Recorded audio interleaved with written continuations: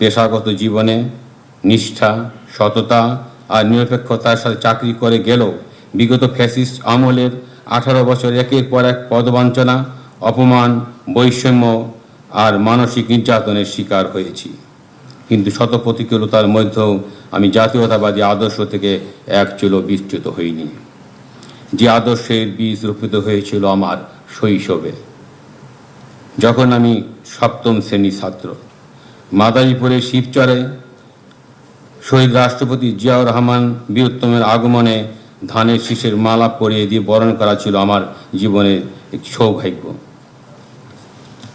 পরবর্তীতে 1977 সাল থেকে 1981 সালের মধ্যে আরও 4 বার শহীদ রাষ্ট্রপতি জিয়াউর রহমান বীরোত্তমের সেনের স্পর্শে আসার আমার অনন্য সুযোগ হয়েছিল।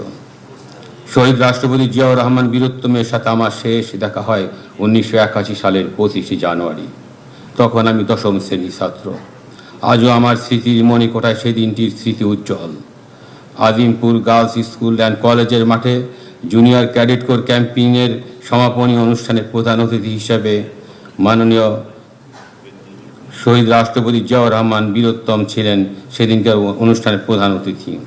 অনুষ্ঠান শেষে শহীদ রাষ্ট্রপতি জিয়াউর রহমান বীরোত্তমের সাথে করমর্দন করে গাড়ি পর্যন্ত এগিয়ে যায়। সে এক আলাদা শিহরণ, যেন আমি বিশ্ব জয় করেছি। তার কিছুদিন পরেই 1981 সালের 30 মে শুনতে হলো বিষাদময় সেই খবর। নিজেকে সেদিন আর স্থির রাখতে পারিনি, কান্নায় ভেঙে পড়েছিলাম। আজ মহান রব্বুল আলামিনের কাছে অশেষ শুকরিয়া, বাংলাদেশের গণতন্ত্র, স্বাধীনতা ও জাতীয়তাবাদী চেতনার সেই মহান ব্যক্তিত্বের সান্নিধ্য পেয়ে আমার জীবন ধন্য হয়েছে। পুলিশ সপ্তাহের বিশেষ দিনে আমি শহীদ রাষ্ট্রপতি জিয়াউর রহমান বীরোত্তমকে গভীর শ্রদ্ধা ভরে স্মরণ করছি। আমি পরম শ্রদ্ধার সাথে স্মরণ করছি 3 বারের সফল প্রধানমন্ত্রী, মাদার অব ডেমোক্রেসি, মুসলিম বিশ্বের দ্বিতীয় নারী প্রধানমন্ত্রী, আপসহীন দেশনেত্রী বেগম খালেদা জিয়াকে। তার স্নেহ, মমতা ও আস্থা আমার মতো নির্যাতিত ও ত্যাগী কর্মকর্তার জন্য ছিল আশ্রয় সাহসের প্রতীক।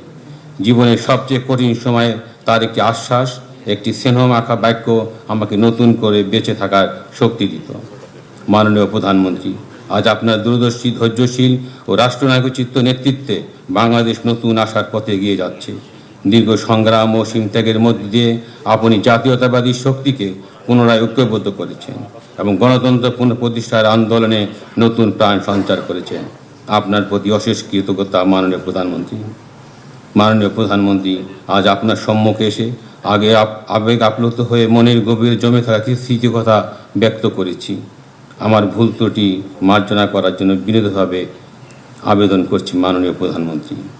মাননীয় প্রধানমন্ত্রী, বাংলাদেশ পুলিশ সদস্যদের দক্ষতা ও পেশাগত সক্ষমতা বৃদ্ধির লক্ষ্যে 1990 সালে দেশের 4টি বিভাগ ঢাকা, চট্টগ্রাম, খুলনা ও রংপুরে 4টি পুলিশ ট্রেনিং সেন্টার পিটিসি প্রতিষ্ঠা করা হয়। সে সময় বাংলাদেশ পুলিশের মোট জনবল ছিল 79,456 জন। বর্তমানে সংখ্যা বৃদ্ধি পেয়ে 2,18,729 জনে উন্নীত হয়েছে। কিন্তু পুলিশের জনবল প্রায় 3 গুণ বৃদ্ধি পেলেও দীর্ঘ সময় ধরে কোনো পিটিসি স্থাপন করা হয়নি, যা বর্তমান বাস্তবতায় দক্ষ ও আধুনিক পুলিশ বাহিনী গড়ে তোলার ক্ষেত্রে একটি বড় সীমাবদ্ধতা হিসাবে প্রতীয়মান। বর্তমানে প্রশিক্ষণ অবকাঠামোর সীমাবদ্ধতার কারণে পুলিশ সদস্যদের প্রয়োজনীয় মৌলিক ও উন্নত প্রশিক্ষণ কার্যক্রম ব্যাহত হচ্ছে। প্রতি বছর বিপুল সংখ্যক ট্রেনি রিক্রুট কনস্টেবল নিয়োগ দেওয়া হলেও বিদ্যমান পিটিসিগুলোর সীমিত সক্ষমতার কারণে সকলকে যথাসময়ে প্রশিক্ষণ প্রদান করা সম্ভব হয়নি। অনেক ক্ষেত্রে বিকল্প ইউনিটের জরুরি ভিত্তিতে প্রশিক্ষণ আয়োজন করতে হয়। সেখানে প্রয়োজনীয় মাঠ, সরঞ্জাম ও প্রশিক্ষক সংকটের কারণে মানসম্মত প্রশিক্ষণ নিশ্চিত করা কঠিন হয়ে পড়ে।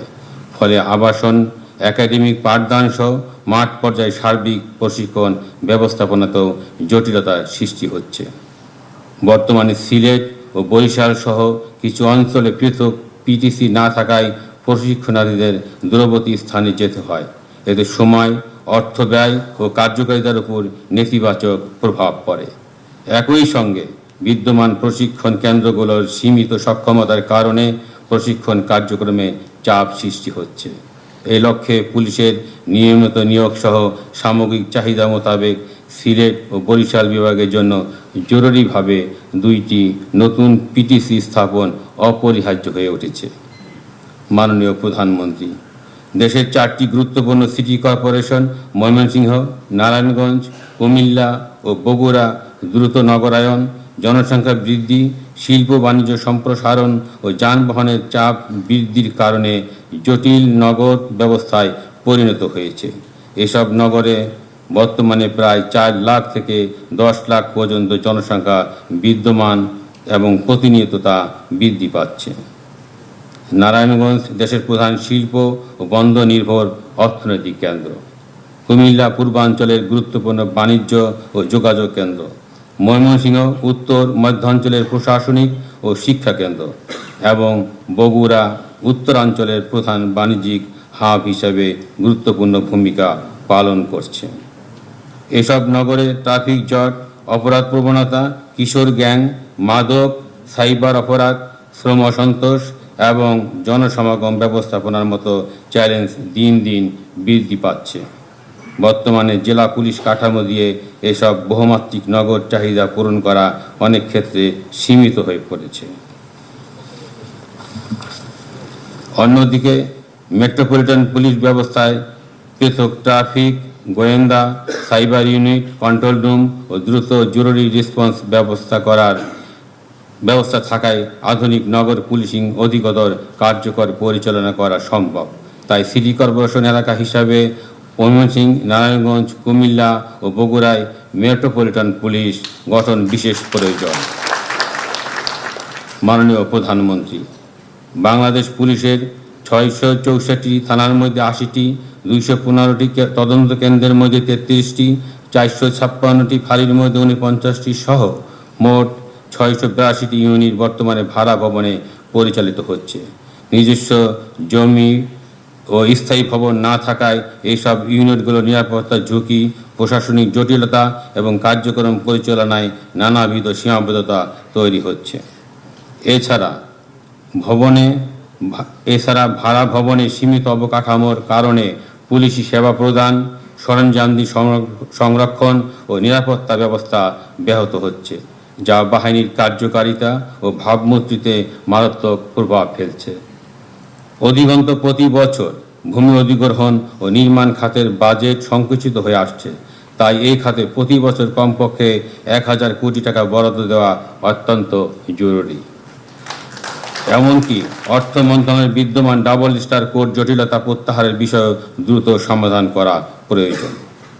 মাননীয় প্রধানমন্ত্রী, আধুনিক প্রযুক্তি নির্ভর ও জনবান্ধব পুলিশ ব্যবস্থা তৈরির লক্ষ্যে 2টি নতুন police training centre city corporation এলাকা হিসাবে ময়মনসিংহ, নারায়ণগঞ্জ, কুমিল্লা ও বগুড়ায় মেট্রোপলিটন পুলিশ গঠন এবং ভাড়া বাসায় পরিচালিত পুলিশের ইউনিটসমূহের ভূমি অধিগ্রহণ সহ অবকাঠামোগত উন্নয়নের উদ্যোগগুলো বাস্তবায়িত হলে আইন শৃঙ্খলা রক্ষা, জননিরাপত্তা এবং নাগরিক সেবার মান বহুগুণে উন্নত হবে বলে আমি দৃঢ়ভাবে বিশ্বাস করি।